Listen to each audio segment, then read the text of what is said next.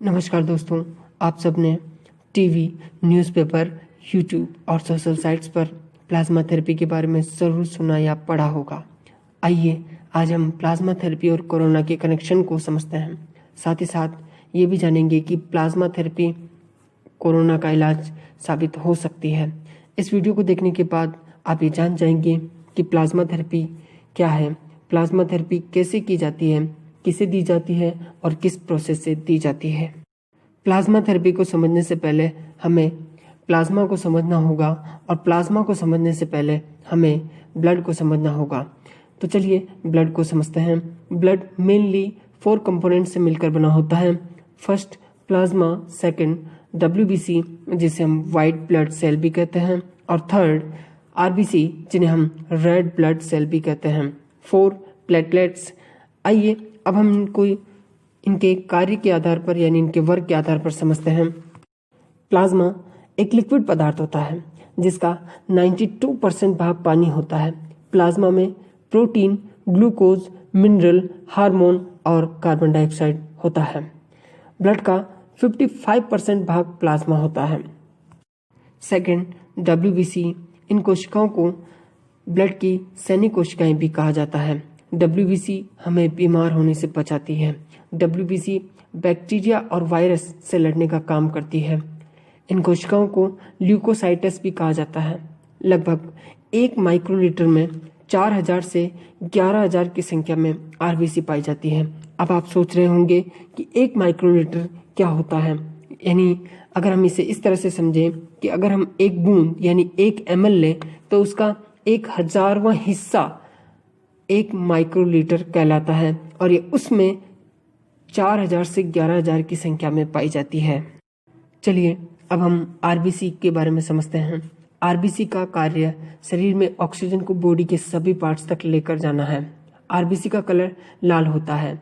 इसी वजह से हमारा खून लाल दिखाई देता है क्योंकि RBC में हीमोग्लोबिन और आयरन तत्व पाया जाता है। RBC ब्लड में 44% होती है। आपको ये जानकर आश्चर्य होगा कि दूसरे प्राणियों की तुलना में रीढ़धारी प्राणियों में RBC अधिक मात्रा में पाई जाती है। प्लेटलेट्स 1 माइक्रोलीटर में 2 लाख से 5 लाख तक पाई जाती है। ये कोशिकाएं रक्त का थक्का जमाने में मदद करती हैं। इन्हें थ्रोम्बोसाइट्स भी कहा जाता है। ब्लड का pH लेवल 7.35 से 7.45 होता है। WBC और प्लेटलेट्स ब्लड का 1% होती है। चलिए अब आप ब्लड के कंपोनेंट्स और प्लाज्मा को समझ गए हैं कि प्लाज्मा एक लिक्विड पदार्थ होता है जिसमें 92% पानी होता है। प्लाज्मा में प्रोटीन, ग्लूकोज, मिनरल्स, हार्मोन्स और कार्बन डाइऑक्साइड और कई सारी चीज़ें होती हैं। पूरे ब्लड का प्लाज्मा 55% होता है। तो चलिए अब हम प्लाज्मा थेरेपी के बारे में डिस्कस करते हैं। प्लाज्मा थेरेपी में किसी बीमारी से पूरी तरह ठीक हो चुके व्यक्ति के शरीर से ब्लड निकाला जाता है और उस ब्लड को प्लाज्मा सेपरेटर मशीन में डाला जाता है ताकि प्लाज्मा को WBC, RBC और प्लेटलेट से अलग किया जा सके, क्योंकि इसमें केवल प्लाज्मा का ही यूज़ किया जाता है क्योंकि जो एंटीबॉडीज़ होती हैं वो केवल प्लाज्मा में ही पाई जाती हैं और बाकी बची WBC, RBC और प्लेटलेट्स को वापस उसी ब्लड डोनर को चढ़ा दिया जाता है। जब कोई व्यक्ति संक्रमित होता है तो उसकी ब्लड में उपस्थित एंटीबॉडी ही उस रोग कारक बैक्टीरिया या वायरस को खत्म करती है। जब एंटीबॉडी शरीर में पर्याप्त मात्रा में नहीं होती है तो वह व्यक्ति बीमार हो जाता है और एंटीबॉडी से प्लाज्मा में उपस्थित होती है। इसलिए व्यक्ति के शरीर से केवल प्लाज्मा निकाला जाता है और निकाले गए प्लाज्मा को दूसरे रोगी व्यक्ति यानी कि संक्रमित व्यक्ति को इंजेक्ट कर दिया जाता है।